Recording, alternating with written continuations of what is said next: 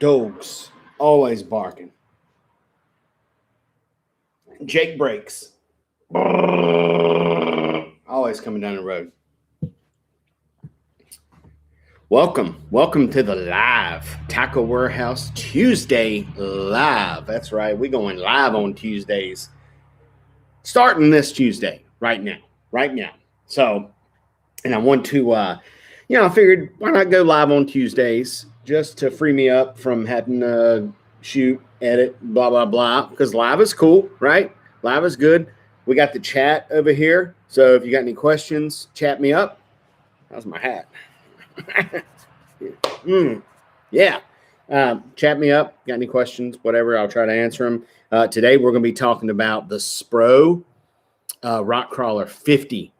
The SPRO RkCrawler 50 is a bad mama jamma. Now I've had some for probably a year and never really threw them. They're small, they're tiny. I mean, look how small that thing is. All right. So let's just compare it to a regular RkCrawler. And yes, RkCrawler season is upon us. I mean, you can pretty much throw these things year round and catch fish, but this is when they really excel.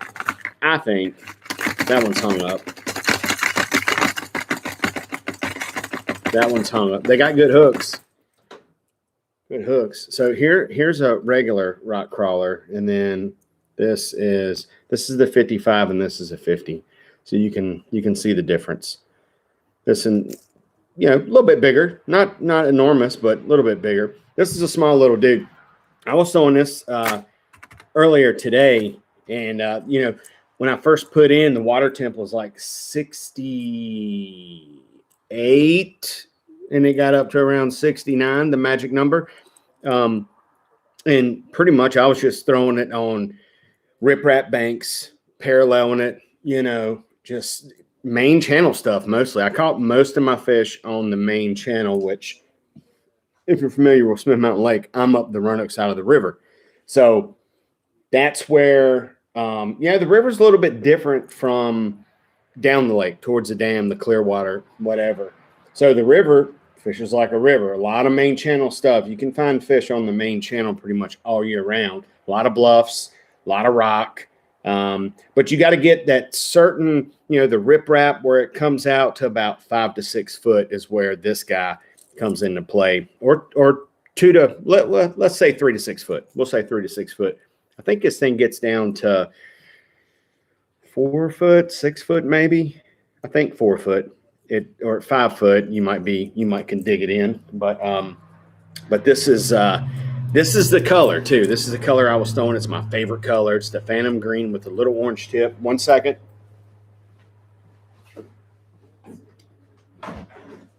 Phantom Green with the little orange tip on it. And if you haven't seen this thing in the water, it's crazy because you can see it right here a little bit, right? So it's kind of got that olive drab looking green. That little orange tip, I'm telling you. And this is what happened. Like, they would choke this bait. Like, they would eat it. I never missed a fish on this bait, I don't think. Maybe I did one. Maybe I missed one fish. But most of the time, they were eating this bait. I didn't catch any real big fish, but I caught right many fish. And surprisingly, I caught a few smallmouth up in the river, which there's some up there, but you normally catch largemouth, which sounds weird because smallmouth river, whatever. But anyway, so this thing right here was bouncing off rocks. I even threw it in wood and everything. In the way it's light, I mean, it's almost like throwing a shad wrap, so it's really light. And I was trying to figure out whether I should throw this on a spinning rod or a bait caster. And like the bait caster, I just don't like throwing a crankbait on a spinning rod. It doesn't feel right to me. So my setup was this is a Denali 610 covert cranking rod. Now, you've probably heard me talk about these cranking rods before. The covert series are my favorite. I have a 610, I've got a 7.2 and a 7.6 and maybe a 7.4. So I've got all these cranking rods, and it looks little, and even the 7.6 looks little too. But I'm going to tell you what, they're stout. They're medium heavies, okay? This one's a medium. My big cranking rod for my deep plugs, that's a medium heavy, but it's not like a flipping stick or anything like that. So 610 Denali covert rod, 10-pound Sunline shooter is what I'm using on this. And you know, it's my jerkbait setup pretty much. And another thing, I also, because I didn't have, you know, my other reel, I've got a loose BB1 that's a 4-to-1, 6 to 1 on my big rod. And then I've got like another, you know, my medium cranking rod. So I didn't have any more BB1. So I've got this BB1 Pro, and it's a 7-to-1 ratio. And you know what? It's really not that bad. Thinking, you know, 4-to-1 or whatever is what you normally crank with. And that's, you know, I've cranked with like 1-to-1 or whatever the last numbers are. They're a little too slow for me. And they say like deep cranking, that's the best thing to do. But I still like the 6 1-to-1s. And actually the 7 1-to-1, it isn't bad for shallow cranking. And I'm talking right up on the rip wrap, paralleling it, throwing it, and just letting it hit them rocks. All right. And it, like I said, it did really good in wood too. And I did shoot video today. So I went out, shot video all on this crankbait, and I've got to edit it out, and I will post that Thursday. So, well, we got some questions. What's up, Tink? Well, come on, Tink, stop by the house. I'll give you one. How about that? How about that? Cash me at my house. Robert Davison wants to know how deep they go. I think they go about either 4 to 5 foot. I would say 5 foot. I think I was hitting 5 foot with it. Maybe 6 with this 10-pound test. I really don't know. I don't know. I might have. No, I don't have no boxes. I don't have any boxes. I tell you what, I'll Google it real quick, see how deep it's supposed to go. I think it's like 2 to 4 or 3 to 6 or something like that. But you have to set your reel up for this, because when you throw it, it's just like throwing a shad wrap. You know, that thing, when you throw it, the wind's going to catch. But once you get it down, and especially like this rod, you can really throw it a good ways on this rod. But you have to set your reel up just right. You know, loosen up the brake a little bit, and then, you know, the worm gear, whatever, like loosen that up.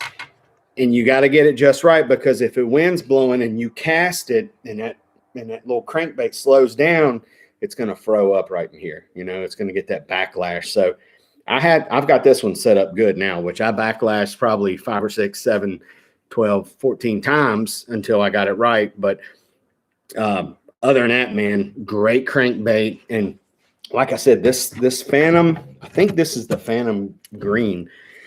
And if you fish wiggle warts, but I think these are better than wiggle warts, honestly. Not just because I'm a big fan of SPRO, but I honestly think these are, they run better, they run truer out of the box than wiggle wart.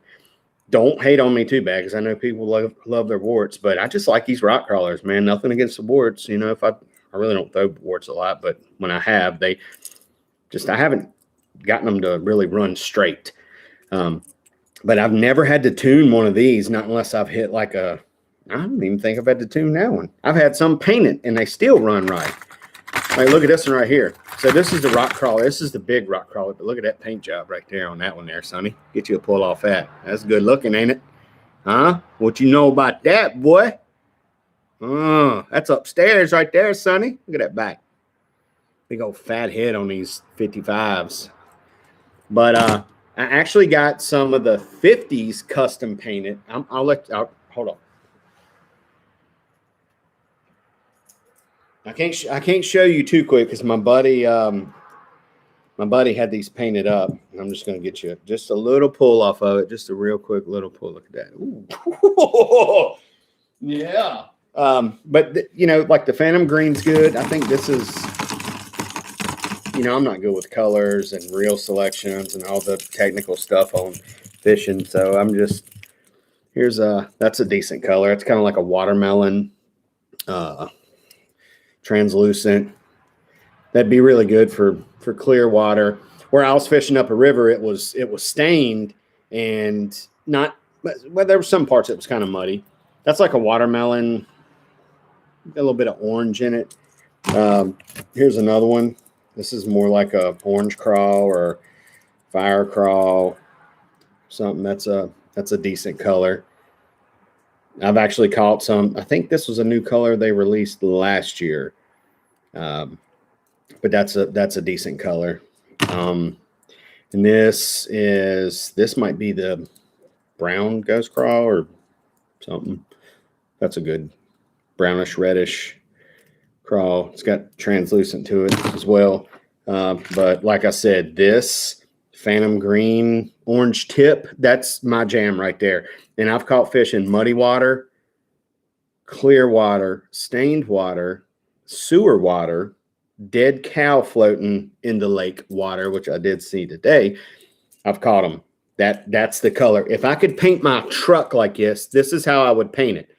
Green, olive drab, and then just put an orange tip on the back of the bed. Because this color, I love it. How many times do I got to say it? Let me see if I got any more colors in here. I think that's about the only ones here's one. Here's a little, I don't know what this one's called. This is, I don't know what that color is. I'm not a big fan of it. Y'all might like it, but not a big fan of this color. I mean, it works, but, you know, it's got a, I don't know. And what's this? It's another phantom green. Oh, here's one. I think this was a new color they come out with. This is like, that's got pink and orange and like a pearlescent blue or something on the back. I have caught fish on that color. So, but yeah, make sure you stop by the YouTube house on Thursday and check out my little RkCrawler 50 video, and, you know, give me time to edit it and all that stuff. So I got some decent, like I said, I got some decent fish catches. Any questions anybody want to ask before I head up on out of here? There's a big RkCrawler. I'm trying to find, ooh, check this out. Here's a fun fact. This was one of the prototype RkCrawlers. Look at that. What you think about that? Ain't nobody got that. Well, some people got them, but not a lot of people. It's that Matt Bill. Look at that. Keepsake right there. Yeah, check this one out. I think that's the Rockstar. That's for like salmon, tuna, steelhead, and crazy stuff. Actually, night fish with that one. But yeah, thank y'all for stopping by, checking out my video. I kind of like these live videos. I think I'm going to go live on Tuesdays, Tackle Warehouse Tuesday. Everything that might have to go get me a few of those. Robert, just what I was getting ready to say. If you need some, I'm going to link all this stuff. I'm going to link the 50s, the 55s, my Denali covert rod, the Lew's, the line, all below. It's going to be all below. Just give me a second after I get this live and uploaded. I'll link them up, and you can go to Tackle Warehouse and buy them.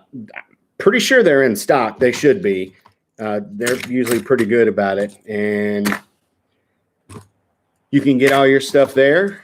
And I got so many RkCrawlers. I don't really need to throw another crankbait. Besides, now I do like, okay, just take it easy, but I do like the DT16s and the DT20s. I've always liked the way that they run, their depth, you know, how they come through brush and cover and stuff like that. They don't get hung up as much as the other ones. But besides that, dude, it's SPRO freaking RkCrawlers, the Fat Papas, the Fat Johns. I've always liked the Fat Johns. But, yeah, check me out Thursday. I'll be uploading. No, I'm sorry. Not Thursday. Friday. Jeez. Friday. Tuesday, Friday. That's my new schedule. So, yeah, Friday around 12, 1, 2, something like that. But check that out. You got any questions, ask them right there. Catch me on Facebook, TikTok, Instagram, all that good stuff. Hit me up. And thank y'all for stopping by. Have a good day. And we'll see you on, that's right, the flip-flop. Yes, end it. No, end the stream. Yes, end it. Jeez.